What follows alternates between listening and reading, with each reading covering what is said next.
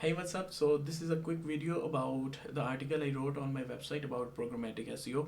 So the code I will be using in this video is linked in the article, and all the details you need to know step by step are in the article. So this is a just demo part of the article.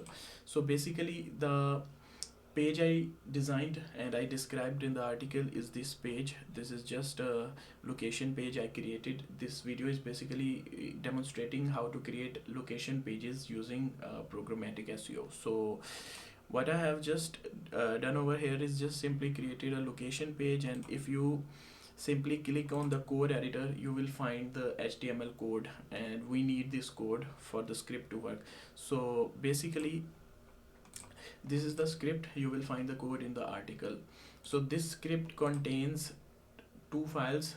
Basically first file is for the HTML I just showed you. We have just copied the HTML in this file, and the second file contains list of cities where I want to simply rank my website. I want to create location page for the city, so I have just copy pasted. You just have to make sure your format is the same. So simply put the list of cities and the code in these files, and simply open CMD, and you have to run the script. Just make sure your location is exactly the same where your script is. So what I will do is I will simply run the script and just wait for a few seconds, and you will see it started to publish pages on my website.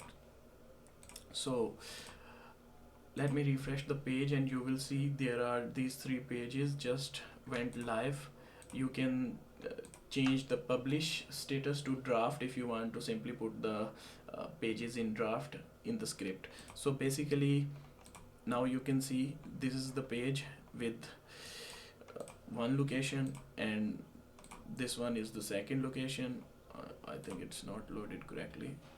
Okay, so now it's right. So you can simply see we have created three pages, and if you just let it run, it will publish all the pages for your website. So this was a quick video for demonstration. If you want to get into the details, you can simply go to this article, read the process, get the code, and simple execute. Thank you.